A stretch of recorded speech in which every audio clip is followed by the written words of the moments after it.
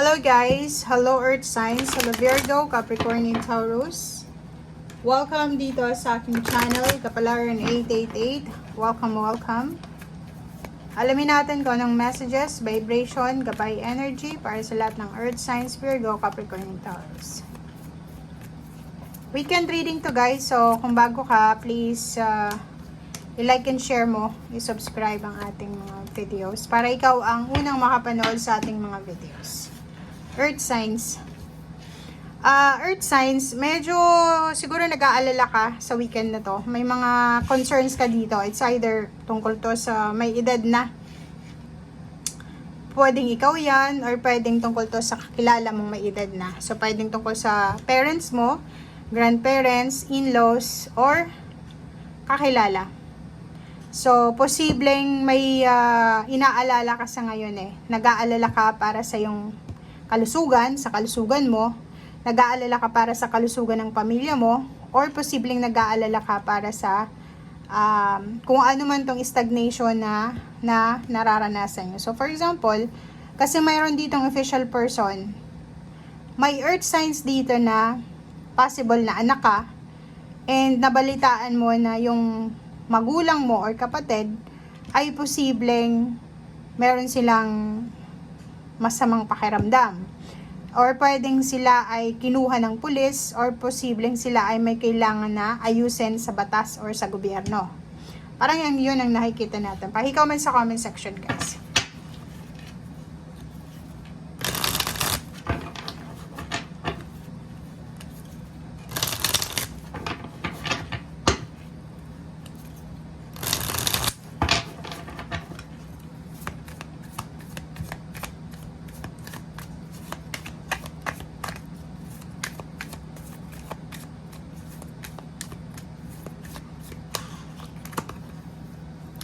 Okay, Queen of Pentacles and then Two of Pentacles. Nakikita natin dito ngayon na this weekend is nangangailangan kayo ng balanse sa pera. Nangangailangan kayo ng tulong pinansyal or nangangailangan kayong makalikom ng malaking halagang pera. Nangangailangan din kayong magtipid or nangangailangan din kayo ng malaking halagang pera para may pambayad siguro sa utang mo or sa mga bills mo or sa kung ano man to na kompromiso.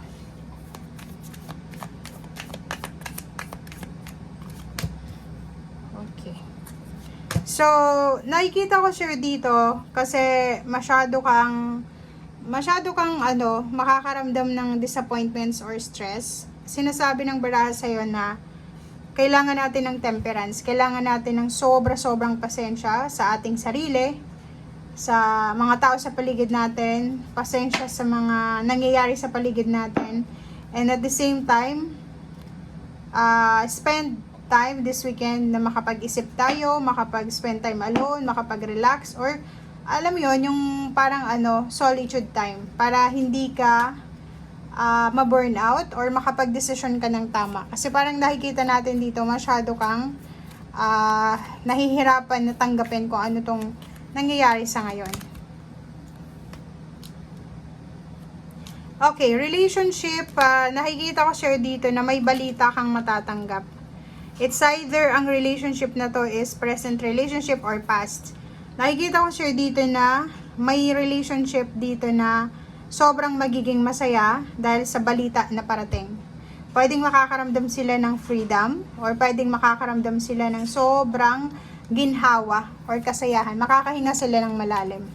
Siguro may mga magkakarelasyon na nagsasuffer ngayon, pero dito sa balitang ito ay posibleng magkaroon sila ng pag-asa or pwedeng magkaroon sila ng pagkakataon para bumalik kung ano yung nawalang motivation or inspiration sa kanila.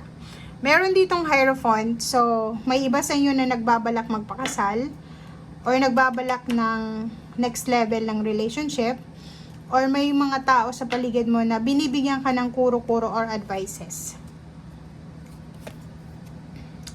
Okay, Emperor card.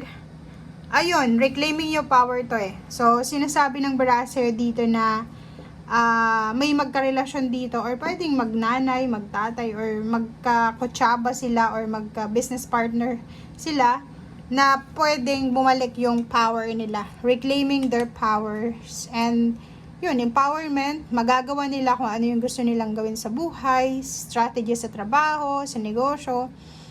Yung nawalang customer siguro, kliyente, posibleng bumalik. Yung nawalang relationship or yung naudlot na relationship, naudlot na trabaho. So maraming mga nahang na mga events or sitwasyon sa buhay mo ang posibleng babalik. Okay, Hermit card, yon. This weekend, sinasabi ng baraha sa atin na if money yung problema mo, huwag kang masyadong nakafocus dyan sa lacking na yan, sa lack. And isipin mo na maraming pagkakataon or maraming chances na makuha mo or ma-resolve mo yung issues na yan. Okay? Ang nakikita natin dito guys na may iba sa inyo dyan na kinakailangan na mag-travel sa malayong lugar, or yung iba sa inyo dyan is siguro maglalakbay sila para maghanap ng trabaho, or pwedeng magta-travel sila para makahingi ng tulong, like yung solicitation or parang ganon. Or yung iba naman sa inyo dito is maghahanap kayo ng mga taong pwedeng makatulong sa inyo sa kung ano man tong mga issues na kinalalagyan nyo, lalo na sa usaping pera. Kasi ang baraha mo ay nagsasabi na financially nag-struggle ka ngayon eh, 'di ba? Marami kang yun, kailangan makalikom ng malaking halagang pera, may kailangan kang bayaran. Ang dami-dami dito. And strength card, if financially sobrang hirap na hirap ka sa ngayon, parang hindi mo na alam kung saan ka kukuha ng pera or ano pa man, sinasabi ng baraha sa'yo dito na be strong and have faith. Okay?